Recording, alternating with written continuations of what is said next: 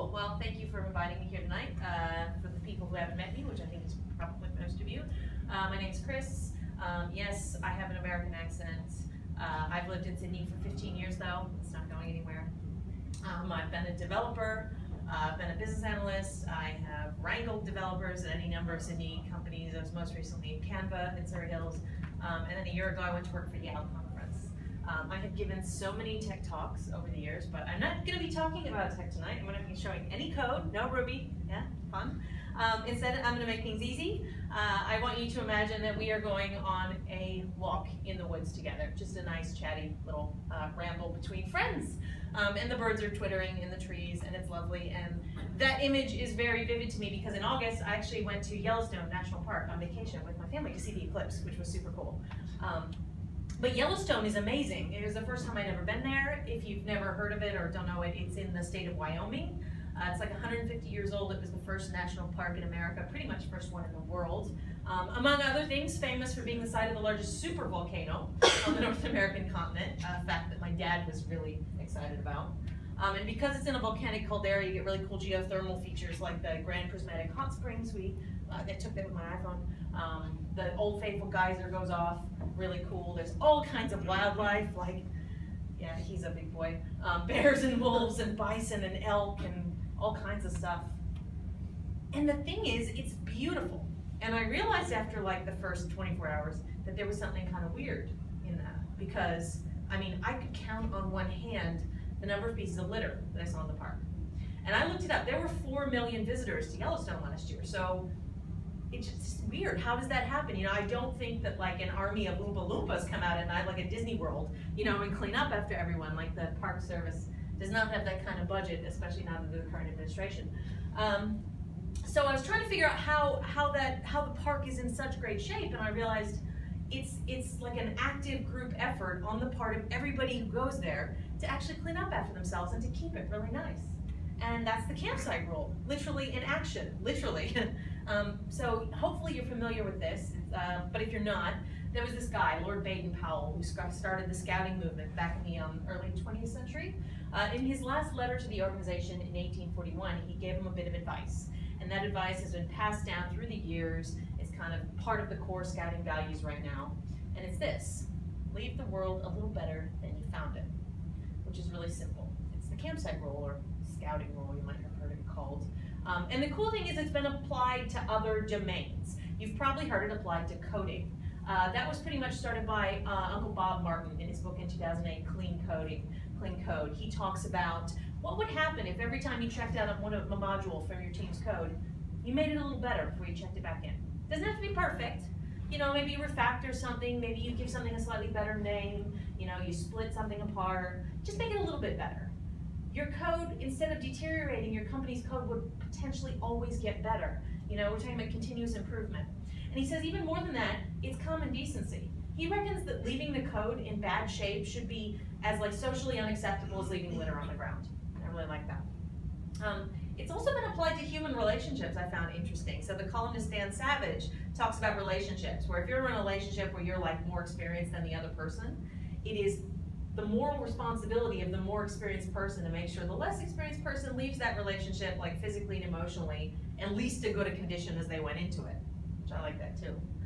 Obviously in camping it means you clean up after yourself. You know, you leave the campsite cleaner than it was when you found it. And so we started doing this at Yellowstone. And the cool thing is I didn't see it written down anywhere. It's not like you walk under the gates and it's written there or anything. You know, it's just you're in this pristine environment and you naturally want to keep it that way. You know, when I saw the litter on the ground, I actually picked it up and put it in the bin. And I made damn sure my family didn't leave anything behind either. And it actually made me feel kind of good too. It actually added to the vacation. Like I felt kind of part of this larger continuum of people who'd been there and who'd appreciated it and who'd helped pass it on to the next generation, which was great. So I had a really lovely week offline. And I mean really offline, like there's no Wi-Fi at Yellowstone. There's very little cell service. Our cabins didn't even have TVs. I slept so well. And I needed that. I needed that relaxation because when I got home, when I got back to civilization, I did the thing that you would all do. I opened my laptop, I turned on my phone, and reality came crashing back in. It's no secret that if you spend a lot of time on the internet these days, it's not great for your mental health. it's pretty much a new depressing dumpster fire like every single day. And I think those of us who work in tech actually have it worse than the normal people because it's that much harder for us to escape it. You know, the internet is where we make our livings. We're sitting in front of it like 12 hours a day. It's the thing that some of us have dedicated like a significant portion of our lives to building and improving. And some days it really, really sucks. Anybody else get these and flinch? Yeah. This was just like 2 weeks ago. I mean, Troy Hunt is a national treasure, God bless that man, but I am so tired of getting these emails. I am tired of really shitty, insecure sites with developers who don't follow best practices, whether through ignorance or just laziness. I'm tired of bots and black hats and malicious foreign actors who are actually going after our private data. I'm sure you saw the news about the Equifax data breach in the US. It affected like 143 million people, nearly half the US population. I am most certainly involved. Just last week we had WPA2 cracked, which is the protocol that like every Wi-Fi router in the world uses. Then you've got IoT, where the S stands for security. Chris Biggs gave a talk at Yao Connected that there was a casino that was actually hacked through their internet-enabled fish tank. I get to worry that my dishwasher has a directory traversal bug. Like, security is an arms race, and some days, my friends, it feels like we're losing. And then you got Silicon Valley, which everybody holds up as the shining pinnacle of our industry, the thing that we all over here should aspire to, where the brightest minds of our generation are reinventing the public bus, but without poor people, and flogging Wi-Fi enabled juicers. Last month there was a new startup called Bodega that launched in Silicon Valley with the goal of replacing mom and pop stores with essentially vending machines, because that's an industry ripe for disruption. Small, locally owned businesses, mainly owned by immigrants, right? In Silicon Valley, there is always a technical solution, no matter what the human consequences might be. But the news is what really makes me want to burn it all to the ground. There are literal Nazis wearing Pepe the Frog pins, using the internet that I helped create to organize protests in towns that look like the one that I grew up in. The current US administration is doing everything it can to roll back net neutrality, to resist enacting sensible gun control legislation, to strip health care for millions of people, to make it that much harder for any of you to go there and visit, all while the president tries to start World War III on Twitter. And it's not like here in Australia things are much better. We have the NBN debacle, which has just gotten worse in the last few days. We have half of Parliament going to be kicked out any day now due to being dual citizen. We had 2 weeks ago friggin' Koshi giving prime morning time to an anti-Semitic internet troll and white nationalist. And the postal plebiscite, I don't know how it's going up here in Brisbane, but in Sydney and Melbourne, we literally have people riding in the sky to make other people feel shitty, And then on a really good week, I get to read a manifesto about how I'm biologically unfit to work in the industry that I've spent the last 20 years in. Like, not gonna lie, when I was in the US, I was very tempted to just move home to Indiana and become Amish. Like, what, this is the industry that I've spent 20 years in, and some days I don't really like it that much. And I realize this is getting heavy, like I promised you a nice little walk and a chat. I'm not equating the two things. I totally understand that picking up some litter is very different than fixing the problems of the tech industry. There are no quick solutions to these issues. And I'm not really here to try and convince you that you should personally try and fix this stuff. Although if you can make a difference, please, build more secure websites, resist the urge to prioritize technical solutions over human beings, support diversity initiatives, punch a Nazi if you get a chance, whatever. But the biggest issue I see is how this sort of litter affects us psychologically. Like, it's just there every day. Like, you get up and it's like, some days it's like, I can't even fire up Twitter because I know I'll get nothing done. It's just a reminder of how far the industry is from the really awesome place that we know that it can be. And when you combine that with what is oftentimes a pretty stressful job, you can end up feeling really frustrated and even burnt out.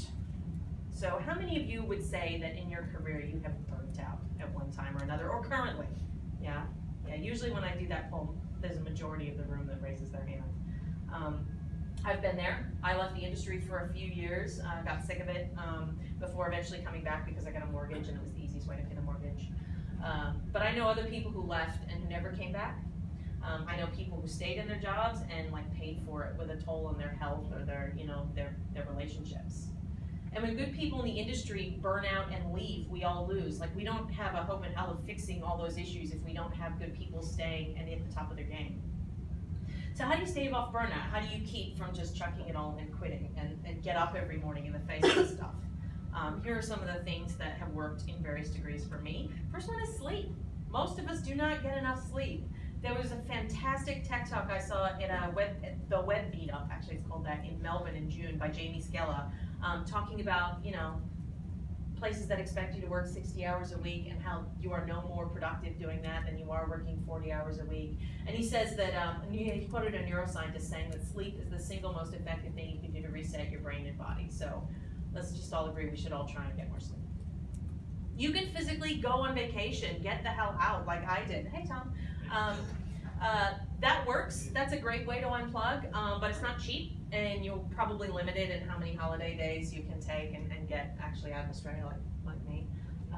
You can participate in tech events and meetups like this. I find that feeling part of a community really makes me feel a sense of purpose, makes me feel more engaged. I'm really fortunate because my job at Yale means I get to do this pretty much professionally and like hang out with some of the smartest, nicest people in the industry, which keeps me going. But again, going to meetups can be difficult. You know, you might not have a family, you might have toddler twins that keep you from going to meetups. You know, you might not be as tolerant of eating pizza for every meal like I do.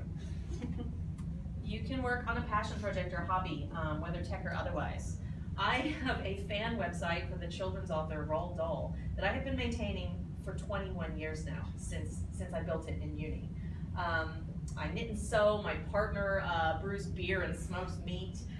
You know, some people, you might do CrossFit or play video games or collect stickers or, you know, whatever you do as like an outlet for the frustrations of your day job. So that can be a nice release valve.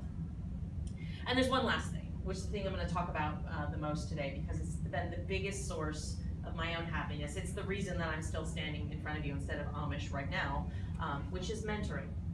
Because a lot of other stuff is good for you personally, it's great for your health, it's great for your well-being, but mentoring is where you can actually make the industry better. It's how you can put the campsite rule into action right now. So whenever I talk about mentoring, the response I get from people is they don't have a mentor, they don't think they're qualified to be a mentor, but they want one, but they have no idea how to get one. So I'm going to tell you how. That's actually the secret real goal of this talk, for you to leave with some actual steps you can take to get involved with mentoring in some way. I'm going to start with the mentee side, since kind of everybody can identify there. This is what I thought mentoring was like when I started out. Like, I thought there was some sage, some Yoda on the mountaintop who knew everything and had been there and would dispense wisdom to me and tell me what to do, which, of course, everybody would want that. But that doesn't exist. That's a myth. Mentors come in a lot of different shapes and sizes. You probably have quite a few now and just don't even realize it. This was from a Women Who Code meetup I went to earlier in the year, and we were talking about mentoring, and we just basically brainstormed a bunch of things that mentors do, and then we realized they kind of fall into different categories, you know? Some of them just inspire you, basically a role model. Might be someone you see doing a tech talk, it might be someone whose book or blog you read. These are just people you want to emulate, you know? They provide a vision for your career that you kind of want to achieve. There are people who give you career advice, and this is probably closest to that sage on the mountaintop idea, but basically this is someone in your field that you know who actually gives you advice on how to get to your goals. You know, they give you accountability and they help you, you know, plan for your future. Then you get people who actually help you in the day-to-day of your job. And we've called them tech mentors here, but these, you know, this might actually be called a coach. It's not necessarily programming, you know, they're coaches in other respects as well, but these are people who actually help you get better at your day job on a day-to-day basis. It could even be a Slack community, like the Brisbane Slack, which I'm just about to join. Could be someone else, an old colleague in the industry you catch up with every now and then and ask questions to. Some mentors actually go above and beyond just giving you advice. They actually start like referring you for jobs and stuff like that. We've called them champions here. You might have also heard sponsors or advocates. And this is great. Like, this is fantastic. This is when you actually start getting opportunities from your mentor, which is really good. And lastly, there are your peers. Like, don't discount the people in this room, the people on your team at work, your friends who you can just vent to, you can share your frustrations, you can get ideas. And there's no limit to how many of these you can have, you know. All of you probably have some people right now who fulfill some of these roles. And sometimes you might even have a single person who actually kind of moves through the roles. It's okay to still want to have a formal mentor though, you know, to have somebody who's you're like Seinfeld, like this is my mentor. I actually got one like a year ago, which was really cool. So I have a mentor, we meet up pretty much every month. We talk about challenges I'm facing, you know, long-term plans, what courses I might want to do, things like that. So if you want something like that, there are a few ways you can go about getting one.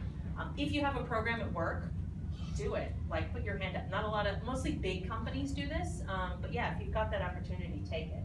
Ideally, you want to get paired up with somebody not who's in your reporting line. You know, you want to be able to have a good vent every now and then. There are also external mentoring programs out there. The Australian Computer Society offers one. Go on their website, you can sign up for it. You know, your university might offer one for their alumni or their LinkedIn groups. There's also a group for women called Mentor Walks I've seen, which is in a few Australian capital cities where they pay you up with someone and you go for a walk together. And then I did this talk in Sydney a few weeks back, and someone in the audience raised their hand and basically pointed out they're building like Tinder for mentors, which is called Mentors in Sync. It's like an app and it will pair you up with a mentor. So you might want to look into that. Or you can just ask somebody. And that's kind of the hardest way. It's like asking someone out, and this is how I got my mentor. So I thought I'd tell you this story because it's kind of funny. So my mentor is a woman I saw at a tech event in Sydney maybe 5 years ago. I saw her speak, and just instantly was like, damn, I want to be her when I grow up. Like, so smart, so clearly like, just in control, knew what she was doing. I've tracked her career over the years, just really cool. But I was gonna ask her, like, who the hell am I? Like, she's important and I'm just nobody. And so I basically stalked her for several years. You know, I would see her speak at tech events occasionally. One time I got up the nerve to connect with her on LinkedIn, and she connected back. It was a really good day. Yeah, so, you know, I kind of vaguely knew her, but like, I didn't want to put her in a position of having to say no. Like, it's so awkward. And then like a year ago, when I was 18 months ago when I was debating leaving Canva, I was talking to a friend and I was like, man, I could really use some advice. I'm not sure what I'm gonna do. She said, you know who should be your mentor? And she mentioned this person. I was like, I know, like I've been stalking her for years, but like I haven't asked her because, you know, she's important and I suck. And my friend was like, you're an idiot. I'm gonna tell you how to get her as your mentor. And she gave me that one weird trick for getting a mentor, and I'm now gonna pass it on to all of you. This is it, never fails. The idea is you have some sort of relationship with a person, so Stephen. So I know you, I've been stalking you, I want you to be my mentor. So I'm gonna send you an email and be like, dear Stephen, you know, if you don't remember me, I'm Kris.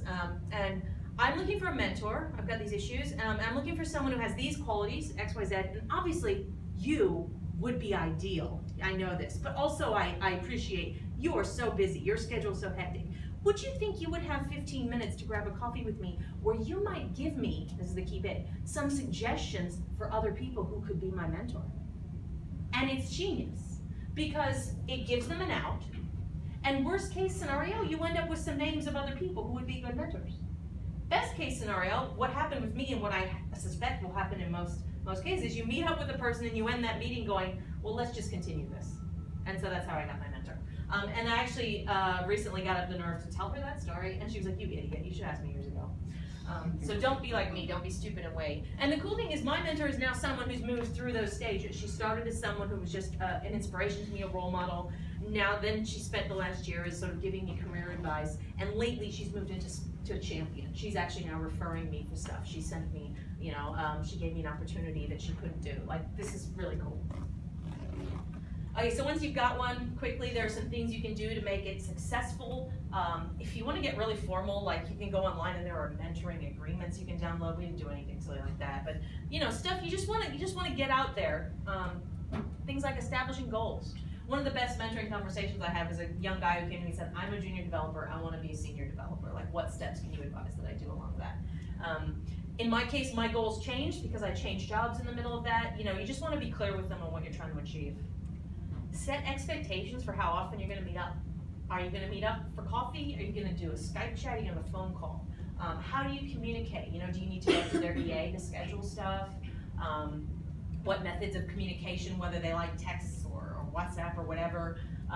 You may even want to set up an end date, because it's that way they're not signing on to an open-ended commitment. You know, they can be like, hey, let's do this for 6 months and then we can kind of revisit and see if we're both still on board with this. Be respectful of their time. They're busy, you know. Don't be late. Don't cancel on them at the last minute. Don't badger them with questions in between, you know, meetups. If they give you advice, take it seriously. If they refer you for something, like, take it very seriously, because they're putting their reputation on the line for you. Be open to feedback. Like, I think a lot of people want a mentor because they want someone to pat them on the head, tell them they're doing everything right. Like, that, you shouldn't want that. You should want them to occasionally poke holes in your idea and tell you, you know, if you're stuck especially, that's when they're really useful for getting you unstuck. So expect them to occasionally give you harder feedback. And lastly is set the agenda. Like, again, I turned up on that first one thinking, well, Yoda's now gonna take over and tell me everything. But really, unless you're in like a corporate mentoring program, there's probably not a defined agenda for your meetings. You know, you're gonna have to figure it out. And it's really on you to get the most out of the relationship. If you want some suggestions about things to talk about, because that's everybody sort of wonders what the hell you talk about, you start off by just building a rapport with them, you know, find out how their career path has been. Find out what decisions led them to being in the role that they're in, what their company's like, what challenges they faced. Just try and get to know them as a person, see what you have in common, help build some trust. If you've got concrete professional goals, like that guy who wanted to get to senior developer, discuss steps you could take. Ask them what books or courses you should be looking at. Ask if there are people in your field that you should connect with. Which events are good and which are just, you know, shitty sales events rather than real technical events. You could ask them to review your CV. You could ask them to give you advice on your LinkedIn profile, maybe even do a mock interview. And then eventually you'll get to the stage we're at, where you basically just get together, chat, ask for help when you're having a problem. Sometimes a dilemma at work, maybe an opportunity you're considering. Just say, what would you do if you were me? And the really cool thing is we've kind of now gotten to the stage where she's now actually doing that with me. Like, I'll bitch and moan about something, she'll give me ideas, and then she'll turn around and do it to me, which is really great. Okay, talking fast, sorry. So hopefully you got some ideas now about what kinds of mentors there are, how you might get one, and how you should like have a good start to that relationship. Now, some of you, I'm guessing from the beards, are a bit further along in your career and might be ready to talk about the flip side, actually being a mentor. So I'm kind of an accidental mentor. Like, I was doing it for a long time before I acknowledged that I was. Mostly came about through my involvement with the Sydney Girl Geek community. So I started going to that meetup like 7 years ago. Eventually, you know, started putting up my hands to give talks. We did our first all-women hackathon, She Hacks, 4 years ago. And I gave a little presentation at that on how to pitch, because that's always the worst part, is people build great stuff and then they stand up and they just ruin it in the presentation. So I gave a talk on that, and then people started asking me for advice about it. So I sort of put it around that I was open to doing that, and then I started getting emails. And then eventually getting invited to coffee and asked, oh, I'm looking for a new job, or I've got an offer, what do you reckon? And then pretty soon people outside the group are asking me for advice, and then even last year, in the last year, I've started to get to actually address groups of people, like at unis like went to UNSW, some places like Coder Academy in Sydney. So there are lots of different ways to be a mentor. You do not have to consider yourself Yoda in order to be a good mentor. You probably are a mentor right now, in fact. If you want to start down that path, just build up to it, you know? Just be active. Tell them you want to give a talk at BrisRuby, you know? Be generous and tell people in your company that you're open to newbies, you know? That they can come to you with questions, that you're not going to put them off, that you will help them out, you know? Go to meetups and talk to people outside of just your friends, you know? I always like to try and find somebody who's off by themselves and talk to them. Or join a Slack channel like BrisRuby and like the Brisbane one, and tell people that you're open to answer questions. That'll lead to informal mentoring, and you don't have to freak out about the word. Like, it's basically just people asking you for help and you helping them out because it's nice. Then you can get up to group mentoring. Oops, so informal mentoring. Then you go into group mentoring where you're giving talks at groups. You can actually volunteer to mentor at hackathons and stuff. So Node Girls, no, you're not Node Girls. Rosie, Sammy, sorry, another girl I met today, helps run Node Girls here in Brisbane. They're always looking for mentors. Like, you do not have to be a super awesome programmer to teach a for loop to someone who's never coded before, okay? And it will make you feel good. You can maybe offer your uni course, offer to give a talk, you know? There's also groups like Coder Dojo that teach kids, which is a really great thing to do too. And then you can do formal mentoring, you know? If your company has a program, again, put your hand up. You could start a group yourself. I know a friend of mine at Atlassian, she started a peer mentoring group within his company. And you can also just tell people that you're willing to be a mentor. Go on the Slack channel and tell people, hey, I'm a Ruby dev. I've got experience with Angular, whatever, and yeah, I'm willing to mentor if anybody's interested. Someone on Girl Geeks, she posted going, yeah, I think I'd like to try being a mentor for 6 months. She had like 20 people instantly going, please help me. So you'd be surprised how many people will take you up on it. Now I know an objection some people have to mentoring is they feel like it seems like a lot of work without upside, but the mentor actually gets a whole lot out of it. You get confidence. I think there's some statistics like 70%, not just women, like dudes, have imposter syndrome, you know? And it actually, you don't know how much you know until you're actually sharing your experience with somebody else who's just starting out. And it'll make you feel that much more confident about where you come to in your own career. You get perspective on your own problems. Like, we all have this tendency to think that the stuff we're dealing with is unique and we're special snowflakes. The truth is, everybody else has gone through the same stuff you have, and you can maybe save them some headache along the way if you tell them why they shouldn't change from Angular to React or vice versa.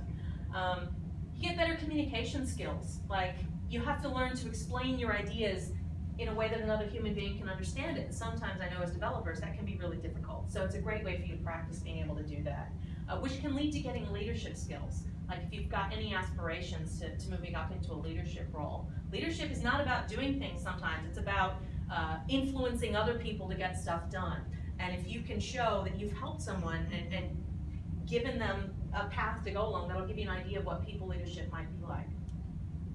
It also gives you learning. Like, none of us can be across everything. Things move so quickly. If you hang out with people in other companies at other stages in their career, you'll probably get exposure to trends and technologies that you wouldn't otherwise. It's a way of paying it back. I had a lot of people help me out in my career. I'm sure you have too. It makes me feel good to pay back to them. And also, you're a human being. Connecting with other people makes you feel good, you know? You get a buzz when you see somebody do something that they didn't think that they could do. So it's not just pure altruism or charity, it's a two-way street. And just quickly here to finish, I know the other reason people hesitate to be a mentor is, and a friend actually said this to me just last week, like, I've seen all the bad shit in the industry, how could I in good conscience, you know, mentor someone else, like suggest that they get involved in it? And I get that, I do. But remember the campsite rule, like, we can't improve it, we can't improve the environment by opting out of the responsibility that we have. We have to pitch in as people who've been there. And I'll tell you the moment that I realized this. So earlier this year I mentioned Coder Academy. I was there, I was talking to the newest cohort of students. They had spent 6 months of their life learning to be developers. They were ready to go out and be junior developers. And I did a Q&A with them, and this guy raised his hand and he said, how intense is it in the industry? I was like, what do you mean intense? Like, yeah, you'll have some long days, you know, but, and he's like, oh, well, we had another mentor who told us that if you're not coding, you know, 24/7, if you don't have a side hustle and you're not spending your whole weekend in front of the computer, that you're not going to succeed in your career. And I was like, I was just speechless. Like, here are these people who had put so much into wanting to be in this career that we're in, and they were already scared about it. And another mentor told them that, you know? And I thought we'd gotten beyond that. Like, sure, I did that earlier in my career. I worked too many hours, you did too. But I kind of thought we had realized that that was not a healthy way to be. But this is not the case. You may have seen this go viral on Twitter last month. This is an actual job ad. Speaks for itself, really. This is a company that prides itself, is calling culture fit on the fact that people work 70 to 90 hours a week. This was machinelearning.io, I think it was the ones. And when they got called on it, they revised it to say 70 plus, as if that's much better.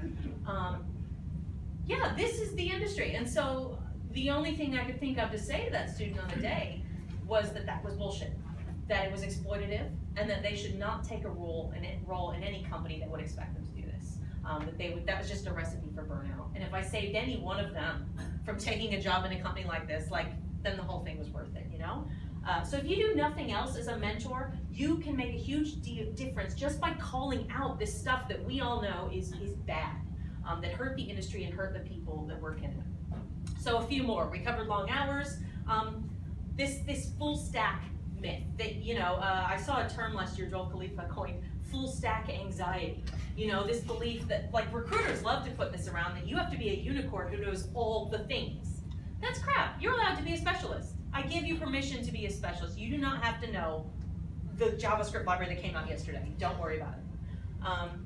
Contempt culture. That's a term I learned earlier in the year. There was a talk at LinuxConf last year, which is that thing we do where we signal we're part of the in-group by shitting on something else, you know, be it an editor or a technology. I'm a PHP dev who used to make self-hating PHP jokes, you know, and that's actually really bad for people who are starting out, you know? Like, we all laugh because we're in on the joke, and they don't know. And it's a way of othering people who are starting it, and it's not welcoming, you know? We shouldn't do that. We shouldn't do that kind of thing. The myth that tech is a meritocracy, I mean, I don't want to get into it, but they've done experiments that just by changing the names on CVs, you can prove that this pretty much isn't true. And the idea that tech can solve every problem, you know, it's our particular hammer. Like, everything looks like a nail, and that's fun. We like building stuff, but it leads, I mean, I know they mean well, but it leads to beliefs that like hackathons are the way to solve social problems instead of sending letters to your politicians or giving money to people who are on the street. Like, I don't think a hackathon can solve everything. I don't think an app is the way to help refugees necessarily, you know? So I think we just have to be careful about thinking that what we do is more important than human beings. I told you I was gonna rant. So look, you guys know, you recognize this. If you've been in this industry for any length of time, you know that these things are bad and damaging and lead to burnout. And without intervention, the next generation of devs is going to go down the same path that we all did. And by mentoring, that's how you can break the cycle. We can tell people who's starting out that we've done this stuff, it doesn't work, don't do it. We can call out companies, call them out loudly that profit off people like this. You know, one of them said, oh, I've got an offer for 40 grand a year. I said, I made that more at Woolies. Don't take that job. Like, tell them that stuff. We can make the environment better for everybody, and that's the challenge for you. So we have wandered pretty far in our walk. Landscape was not quite as nice as I promised you. We talked about the campsite rule, how it applies to different domains, how working to improve a system is both a moral responsibility and makes you feel good. We've spoken about the ways the tech industry can really suck and wear you down and lead to burnout. But there are strategies, there are things you can do to avoid that. We chatted particularly about mentoring and how you can get involved on both sides of that practice. You do not have to be Yoda on the mountain to be a mentor. You don't have to look for Yoda on the mountain either. Every one of us can benefit by forming more of these relationships. And just like picking up litter in the park, we can call out really damaging behaviors when we see them. We can improve the environment for ourselves and for all the people who come after us. I think that the industry can be a beautiful place if we all work together to clean it up and keep it that way. Thanks.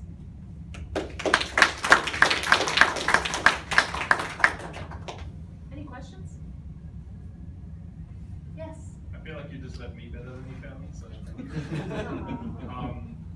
I had this guy who I mentored. Actually, there's a few people who, when I try and give them advice and show them like what they should do, they're just not into it. They really want to be into it, but you give them like a month and you've given them all the detail they can, you show them all the, you know, the Rails guides, the everything, like created a cheat sheet for them, everything. They come back and all they've done is they had like a field to a form, and they're confused about why it doesn't work. Yeah. And they still want more, and I don't know how to help these people. There's a myth about leading a horse to water or something here, you know. Some people just, I guess, are not necessarily, they're not setting the agenda, they're not taking advantage of the information, the relationship you're doing. I mean, I would just say in that, like, limit your own. You don't have to go above and beyond. It sounds like you've done enough. You can stop. I have someone like, yeah, there are a few people who I've given advice to who just want more and more and more and more, and you've got to set limits, like, for your own sanity as well. So no, I know what you mean. I don't have any great, I actually don't have any great advice for you guys. I just kind of, this is just a rant that had been building for a while that I wanted to get off my chest. So yeah, I think find a better mentee. Wouldn't that be like breaking up with them? Yeah, well, and that actually is why you put the end date on it. You put the end date on it because it avoids the awkward conversation there.